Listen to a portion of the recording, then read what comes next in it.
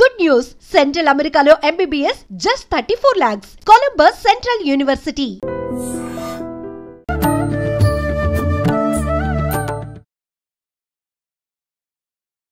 నమస్కారం, welcome to I dream. ధర్మ మార్గం విత్ విజిత కార్యక్రమానికి స్వాగతం. ప్రస్తుతం మనతో పాటు ఉన్నారు ప్రముఖులు, ఆధ్యాత్మికవేత్త బ్రహ్మశ్రీ రాధాకృష్ణ శర్మ గారు. ఇప్పుడు వారితో మాట్లాడి మరిన్ని విషయాలు తెలుసుకుందాం. నమస్కారం అండి. నమస్కారం.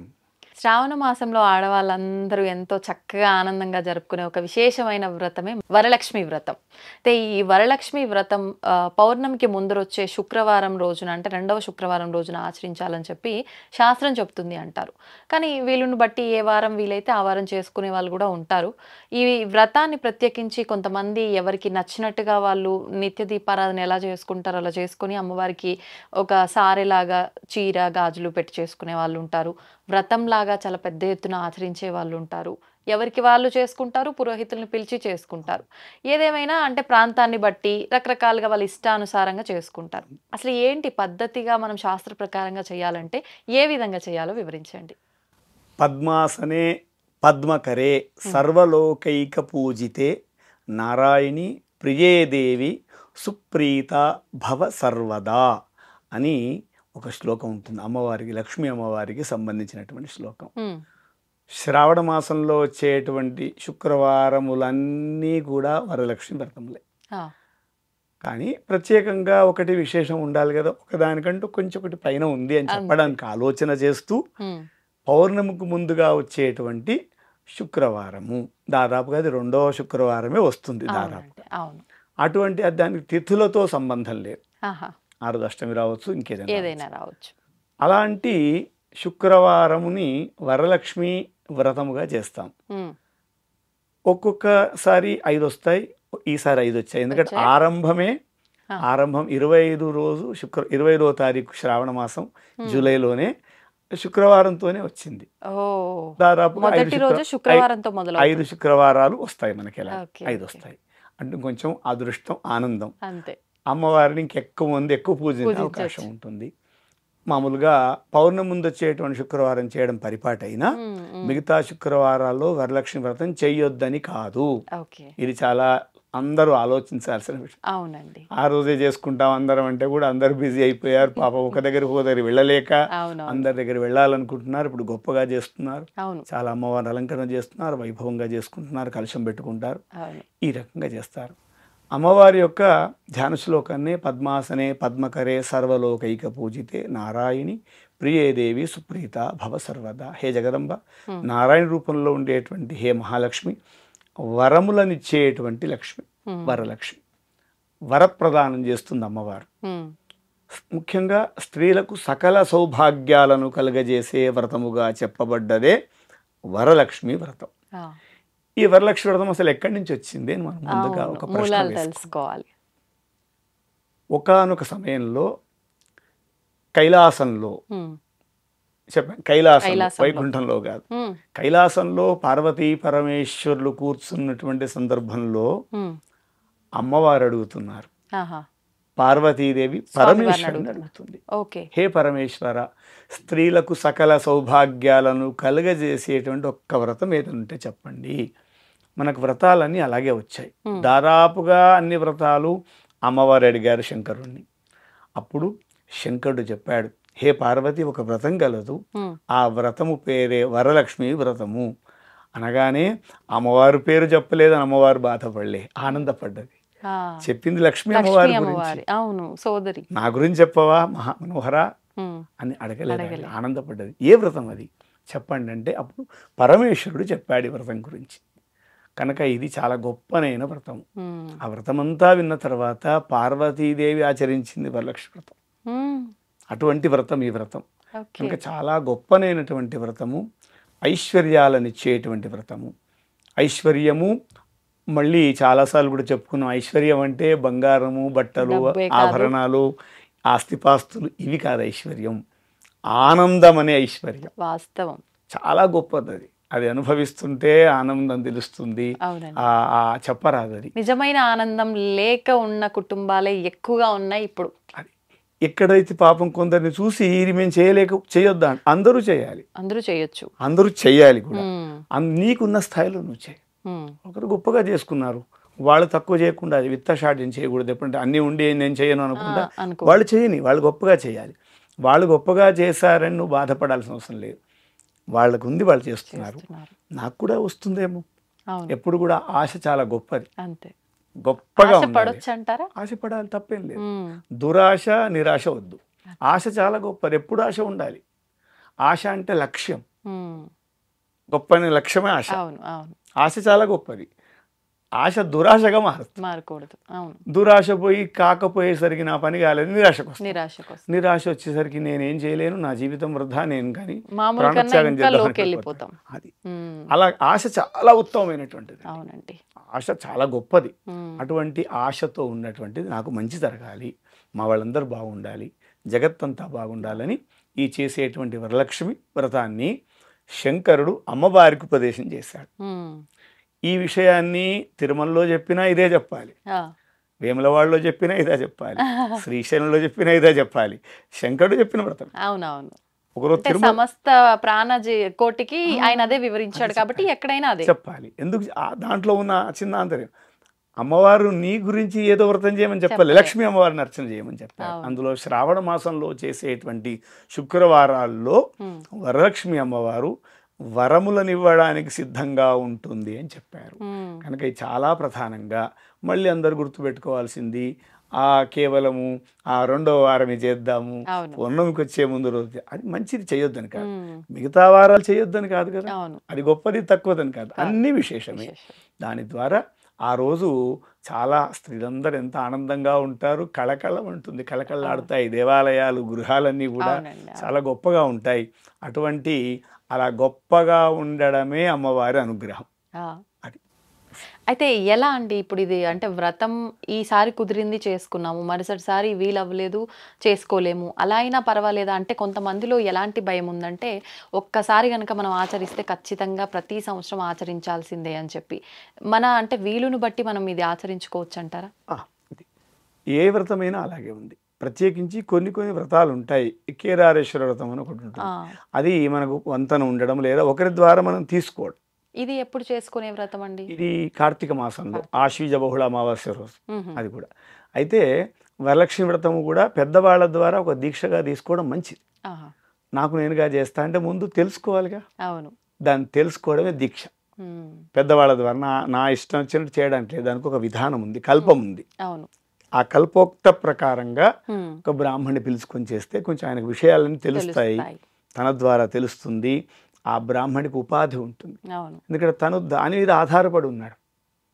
మనం ఎన్ని కొత్తగా క్యాసెట్లు చేసి ఏదో చేసినా దాన్ని చూసి చూసుకోవడం అనేది కొంచెం తక్కువ విషయం.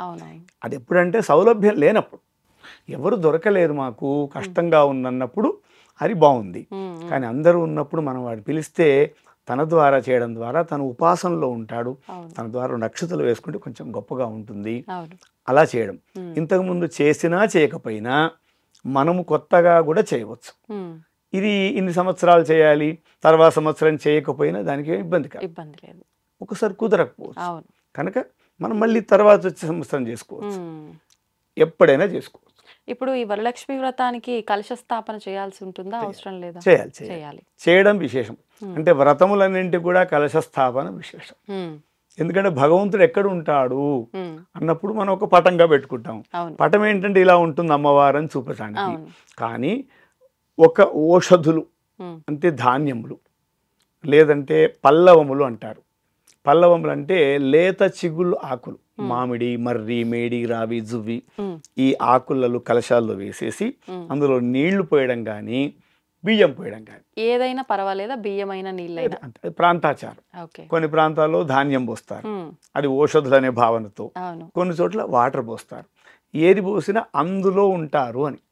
ఎందుకు ఒక రూపం అది, ఒక కలశము, దానిలో పల్లవములు, దానిపైన ఒక కొబ్బరికాయ ఫలం, దాని కొబ్బరికాయ పూర్ణ ఫలము, దానిపైన ఒక వస్త్రము చేస్తే అది ఒక సాక్షాత్కారంగా పూర్ణ కలశంగా ఉంటే అది విశేషం. అందు గురించి ఏ వ్రతాలు చేసినా, ఒక దేవాలయంలో బ్రహ్మోత్సవాలు చేసినా కలశం లేకుండా లేదు. కలశం ప్రధానంగా చెప్పబడ్డది. ఆ కలశము మట్టి పాత్ర కావచ్చు, బంగారుది కావచ్చు, వెండిది కావచ్చు, రాగిది కావచ్చు, ఏదైనా సరే. కాకపోతే ఏంటంటే స్టీల్వి ప్లాస్టిక్ పెట్టకుండా ఉంటే మంచిది, ఐరన్ అవుతుంది కనుక. లేకుంటే మట్టిది పెట్టాలి. మన దగ్గర ఏం లేదు, ద్రవ్యం లేదు, రాగిది కూడా పెట్టచ్చు, చాలా విశేషం, చాలా మంచిది. అంటే ఆ స్టీల్ కంటే మట్టిది విశేషం, మట్టి పాత్ర చాలా గొప్పది. అలా చేసుకొని కలశ స్థాపన చేసుకొని మనం ఇంతకు ముందు చేయలేదన్న ఆలోచన అవసరం లేదు, కొత్తగా చేసుకోవచ్చు. కానీ కొత్తగా ఆచరించే ముందు తెలుసుకోవాలి దాని గురించి. తెలుసుకోవాలంటే ఎవరైనా వ్రతం అయితే అక్కడికి వెళ్ళాలి. కొందరు ఏం చేస్తారు, ఇది నీకు ఇప్పటి నుండి నీకు ఇచ్చేస్తున్నాను, ఇది ఒక దీక్షగా అనంత పద్మనాభ వ్రతం అని ఉంటుంది భాద్రపద మాసంలో, అది కూడా అంతే. ఇంతకుముందు చేయని వాళ్ళు ఇది మీకు దీక్షగా ఇస్తున్నాను అని ఇస్తుంటారు. అలా దీక్షగా చేయడం అంటే తెలుసుకొని చేయడము కనుక అందరూ చేయవచ్చు. ఓకే, ఇప్పుడు ఈ కలశం పైన పెట్టిన కొబ్బరికాయని లేదా అందులో వేసిన అంటే బియ్యం వేసిన వాళ్ళైతే ఆ బియ్యాన్ని ఏం చేయాలి, అది ఎప్పుడు తీయాలి, ఎప్పుడు దాన్ని ఏదైనా చేయాలంటే ఏం చేయొచ్చు? ఆ రోజు వ్రతం చేసుకుంటే ఆ రోజు గదపకుండా తెల్లవారి. అయితే కదపడం అనేది కూడా శుక్రవారం కదపొద్దు, మంగళవారం కదిలించొద్దు అనేది ఏమి ఉండదు. ఎందుకంటే మామూలుగా భగవంతుడు ఎట్లా వస్తాడు అని ముందు ఆలోచించాలి. ఎలా వస్తాడంటే మంత్రము చేత వస్తాడు. మహాలక్ష్మి ఆవాహయామి అంటే అమ్మవారు వచ్చేసింది కనుక హే జగదంబ వచ్చావమ్మా వెళ్ళండి అంటే సరిపోతుంది. దీన్ని కదిపి ఊపాల్సి కింద పడాల్సిన అవసరం లేదు. ఎలా అయితే వచ్చిందో అలాగే, అది మంత్రమే ఇది మంత్రమే. కనుక వ్రతమైన తర్వాత చెప్తారు కూడా బ్రాహ్మణుడు, ఇది గచ్చ గచ్చ సురశ్రేష్ఠ స్వస్థాన పరమేశ్వర ఇష్టకామ్యార్థ సిద్ధ్యర్థం పునః ఆగమనాయ. మంత్రం నోటి ద్వారానే చెప్పారు కానీ మనకి ఏంటంటే అది కదిలించాలి, కదిలిస్తే గానీ మొత్తం కదిలించిన భావం. కనుక శుక్రవారం కదా అయ్యో కదిలించొద్దనే భావం తప్పేం కాదు. కనుక ఆ రోజు అట్లాగే పెట్టుకొని సాయంకాలం కూడా ముత్తైదులు వస్తుంటారు కనుక ఇప్పుడే ఎట్లా అని మనం మంత్రం చేత వెంటనే చెప్పేస్తారు. అంటే ఏంటంటే మనకు ఏ వ్రతము చేసినా చివరిగా చెప్పే ఒక మాట ఉంటుంది, అది అర్థం కాకపోవచ్చు కానీ ఈ ఫలమంతా కూడా నీకే. ఎవరికి? అమ్మవారికి. శివుడికి చేస్తే శివుడికి పరమేశ్వరార్పణమస్తు అంతే అంటాం. ఈ ఫలమంతా నాకే ఓన్లీ అంటే దాని ద్వారా ఏం తెలుస్తుందంటే త్యాగం, నిస్వార్థం. స్వార్థాలన్నీ మనసులో కోరికలన్నీ పెట్టుకొని చేస్తేనే మనసు అక్కడే ఉంటుంది. నేను వ్రతం చేస్తున్నాను, ఈ వ్రతము ద్వారా 10 మందికి మంచి జరగాలి అని అంతర్లీనంగా భావం ఉంటే ఎంత గొప్పగా ఉంటుంది.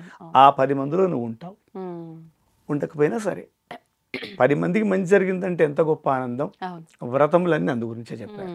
ఆ విధంగా ఆ వ్రతాన్ని ఆచరించి కథాశ్రవణం చేసి ప్రతిసారం అంటే తోరగంధి పూజ అని కూడా 9 కట్టాలంటారు. వరలక్ష్మి వ్రతంలో 9 నైవేద్యాలు కూడా 9 కుదరకపోతే 5 3 ఏ దొరకకపోతే వడపప్పు పానకం చెలిమిడి 3 ఉన్నాయి అంతే కదా. అందు గురించి తర్వాత చేసుకోవచ్చు. అంటే 9 అంటే మరి ఇంత ఖర్చు ఎట్లా అన్ని చేసుకోవాలని ఉంటాయి కనుక ఈ 3 అయితే ఎట్లా ఆ సమయానికి చేస్తుంటారు. మన దగ్గర మధురం అంటే స్వీట్ కానీ తీపి పదార్థాలు, వడలు, పులిహోరలు అమ్మవారికి విశేషంగా ఏది చేసినా కూడా అవన్నీ మళ్ళీ మనమే తీసుకుంటాం. కనుక అమ్మవారు ఏం తీసుకుంటుంది, మనలో ఉండేటువంటి భావనను స్వీకరిస్తుంది. ఒక అనుబంధం కలవాలి వాళ్ళకి, ఆ అమ్మవారితో మనం కలవడం పూజలో ఉండే ప్రత్యేకత అది. ప్రసాదాలను అమ్మవారికి మనమే తీసుకుంటాం కానీ నీలో ఉండేటువంటి అయితే భక్తి భావం ఉందో అది అమ్మవారు స్వీకరిస్తుంది. ఇది ఉన్నతంగా ఉండాలి. 9 చేయడం మంచిదే, కుదరకపోతే 2 చేయండి, 1 చేయండి. సంఖ్యాపరంగా ఏం చెప్పలే కానీ ఈ తోరణికి మాత్రం 9 నవగ్రంథి పూజ అంటారు. ఆ గ్రంథిని అర్చన చేసి ఆ 9 నామముల చేత అర్చన చేసి అది బ్రాహ్మణుడి చేత కానీ భర్త చేత కానీ లేదా ఒక ముత్తైదు ఉంటే వారి చేత కానీ కొందరు చేతికి కట్టుకుంటారు, కొందరు మెడలో వేసుకునే ఆచారం కూడా ఉంది. కాకపోతే ఏంటంటే అక్కడ శ్లోకంలో చెప్పారు బధ్నామి దక్షిణే హస్తే, కుడి చేయి. మామూలుగా కొన్ని శుభకార్యాలకు భార్యాభర్తలు కూర్చొని ఎడమ చేతికి కట్టడం ఆచారం. ఎందుకంటే పెళ్లిలో ఎడమ చేతికి కట్టడం ఆచారం ఉంటుందని అలాగే వచ్చింది. కుడి చేతి దక్షిణే హస్తే నవసూత్రం శుభప్రదం. నవసూత్రం అంటే 9 సూత్రములు కలిగినటువంటి ఆ శుభమైనటువంటి చేస్తే ఆరోగ్యం కలుగుతుంది, దీర్ఘాయుష్యు కలుగుతుంది, చక్కటి సంతానం కలుగుతుంది, ఆరోగ్యంగా ఉంటారని అక్కడ చెప్పారు. ఇది ఏ రోజున తీయాల్సి ఉంటుందండి కంకణం? అది ఎప్పుడైనా తీసుకో, దానికి ఏం సంబంధమే లేదు. దానికి ఎప్పుడు తీయాలనేటువంటి భావన ఏం లేదు. అలాగే వరలక్ష్మి వ్రతంలో ముఖ్యంగా వాయనములు విశేషంగా ఉంటాయి. అమ్మవారి రూపంగా అమ్మవారికి వాయనము, ఒక ముత్తైరు ప్రత్యేకంగా వాయనం. అంటే ఆమెను ప్రత్యేకంగా నువ్వే గౌరీవి పార్వతి అని చెప్తారు. అక్కడ అమ్మవారికి చేసినటువంటి ప్రసాదాలు, ఆ ప్రసాదాలు ఒక వస్త్రము, ఉన్నవాళ్ళు చీర ఇస్తారు, ఆభరణాలు ఇస్తారు, దక్షిణ ఇస్తారు. దానికి శనగలు కూడా నానబోసి పెట్టడం కూడా ఒక సాంప్రదాయంగా ఉంటుంది. ఇవన్నీ కూడా ఒక పాత్రలో పెట్టి పైన తన కొంగు పట్టుకొని కింద నుంచి ఒక నీళ్ల పాత్ర ఇచ్చేసి నీళ్ల పాత్ర పెట్టి ఆ పాత్రతో పాటుగా వారికి ఇస్తారు. ఇచ్చేసి వారికి ప్రతిగృహామి, నీకు ఇస్తున్నాను అంటే ఇస్తేనమ్మ వాయనం అనగానే ఆ స్త్రీ ఎవరైతే ఉంటారో తీసుకున్న ఆవిడ పుచ్చుకుంటేనంటారు, మళ్ళీ ఇస్తారు, మళ్ళీ పుచ్చుకుంటున్నారు. అసలు ఎవరు ఈ వాయనం నేనే గౌరీ లక్ష్మీ పార్వతి మహాగౌరీని అని చెప్తారు అని ఆశీర్వచనం చేస్తారు. వచ్చినటువంటి ముత్తైదువ ఎవరైతే వ్రతం చేసుకుంటారో ఆ స్త్రీకి అక్షతలు వేస్తే సాక్షాత్తుగా అమ్మవారిని ఎదురుగా కూర్చుండబెట్టుకొని పూజించినట్టు. ఎంత గొప్ప భావం ఇది వరలక్ష్మి వ్రతంలో ఉన్నటువంటిది. అది కానీ వరలక్ష్మి వ్రతం అనగానే కేవలము డబ్బులు రావడం కోసం చేయడము, బంగారం రావడం కోసం చేసేది కాదు. అవి వస్తాయి ఆ రోజున. అంటే స్తోమత ఉన్న వాళ్ళు బంగారం కానీ వెండి కానీ కూడా పూజలో పెట్టాలి అంటారు. ఇది వాస్తవమా లేదంటే పెట్టుకోవచ్చు? అంటే అమ్మవారు ఎక్కడుంటారు అన్న మంగళగౌరి వ్రతంలో చెప్పినప్పుడు పసుపు కుంకుమల్లో అని చెప్పినట్టుగా ఇక్కడ అమ్మవారు కూడా పసుపు కుంకుమలోనే ఉంటుంది.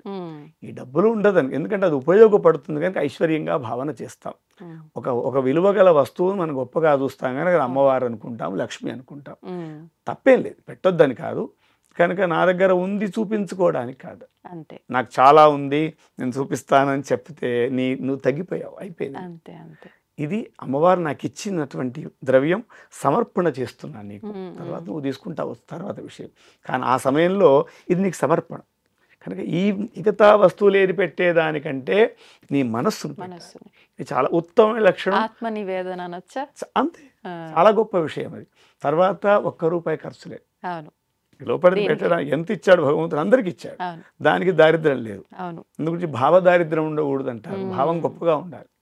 భావం ఇప్పుడు నేను ప్రధానమంత్రి అనుకో, తప్పేం లేదు. మనసులో ఊహించుకొని రాత్రి పరిపాలన కూడా చేసే స్వప్నంలో ఎంత గొప్పగా ఉంటుంది, కావచ్చు కూడా. అలాగే అయిన వాళ్ళు చాలా మంది ఉన్నారు. ఆలోచన పాజిటివ్ గా ఉంటే అమ్మవారి అనుగ్రహం. మోడీ గారు అంతే, వారు పుట్టగానే ప్రధానమంత్రి కాలేదు కదా. భావం గొప్పగా ఉండాలి. ఎప్పుడంతే ఏ పూజ చేసినా ఉన్నతమైన భావం ఉండాలి. ఆ పూజ చేసేప్పుడు కూడా నేను బాగా చేస్తున్నానా, గొప్పగా చేస్తున్నారా, ఫోటోలు తీస్తున్నారా, ఇది తగ్గించాలి. ఎక్కువ అయిపోయాయి బయట. అలంకరణ డబ్బులు ఉంటే చాలా గొప్పగా చేసుకొని తప్పేం లేదు, ఎంత వైభవం అంత వైభవం. కానీ నా వైభవాన్ని 10 మందికి చూపిస్తున్నానని మాత్రం చేయకూడదు. పూజలో ముఖ్యమైన భావం. సంతోషం అండి, మంచి మాట. నిజంగా మీరు చెప్పింది అందరూ ఈ విధానాన్ని ఆచరించాలని కోరుకుందాం. నమస్తే అండి. నమస్కారం. తవ్వుతున్న శివలింగం సరే, దాన్ని అట్లా కప్పేసేయండి, చూపించదండి. కృష్ణ ఇస్ దేర్, మూర్తి పూజ కాదు, సాక్షాత్ బ్రజేంద్ర నందన భగవాన్ ఉన్నారు మూర్తిలో. ఏమీ ఆశించకుండా ఆరాధించే వాళ్ళు కూడా ఉన్నారా ప్రభుజీ? నిజమైన భక్తి అంటే మనకు తెలియదు కాబట్టి